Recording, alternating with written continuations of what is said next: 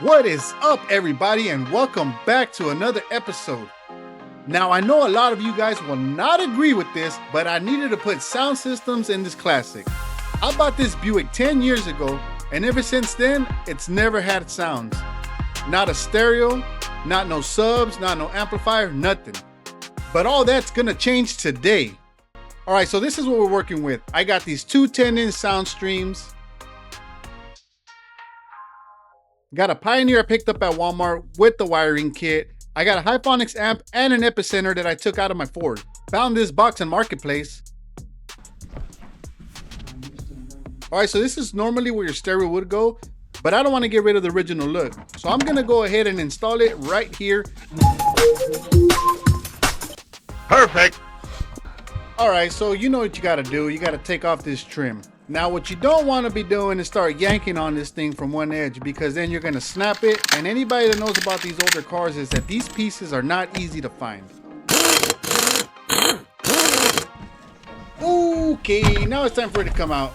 There you go. Now, this stereo never worked. Even from when I first bought it, it never worked. I don't know what was wrong with it, but it just didn't want to turn on for me. I had thought about sending it out so it can get fixed, but at the end of the day, you know, we like sounds, we like some bass, we gotta have that beat in there. But I could just never find the time to do it. So this car was always just sitting around.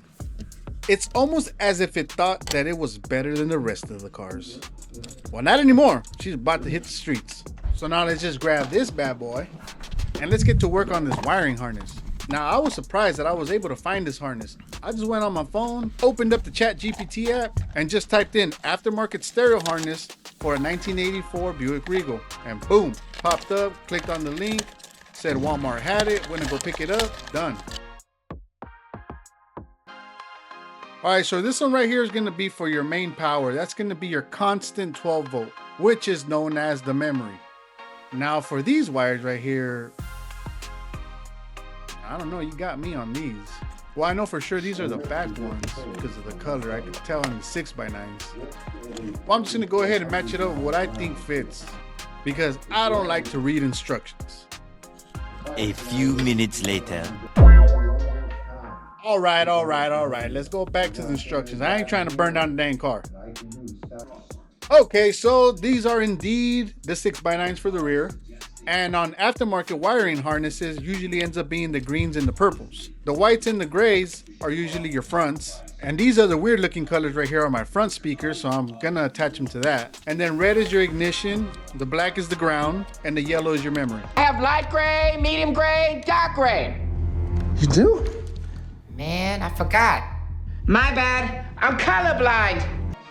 And like I was mentioning earlier, this is gonna be your memory right here. This is gonna be for the yellow.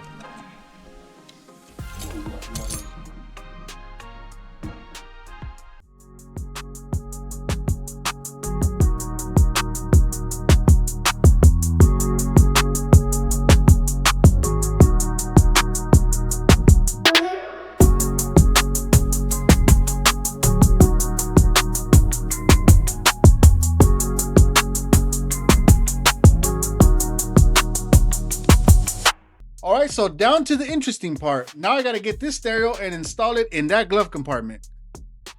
So to start off, you gotta cut off this owner's manual holder back here.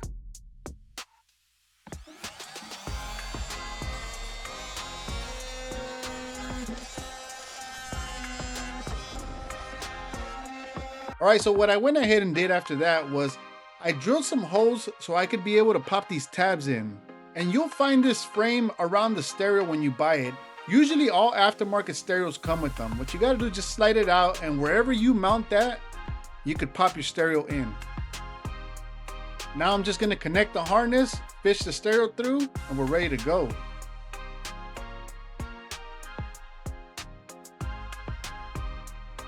Okay, so now that the stereo's getting dialed in, we can move on to the fun stuff.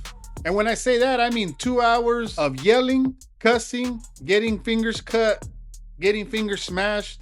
But at the end, you gotta love the end results. Okay, so let's fast forward a bit. I ran my power cable through the firewall, down the kick panels, underneath the carpet, all the way straight to the back. Okay, and now this is what we got so far. This is the power cable, got the RCAs.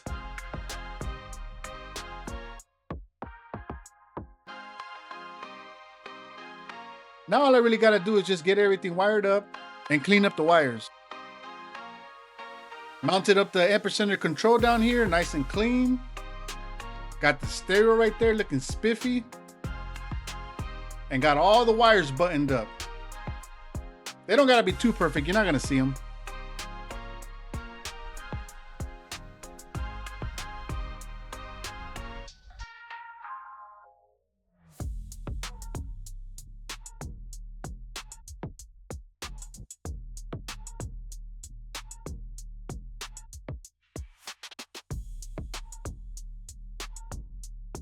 And that's it, folks. Thanks for watching. And please don't forget to like, share, and subscribe.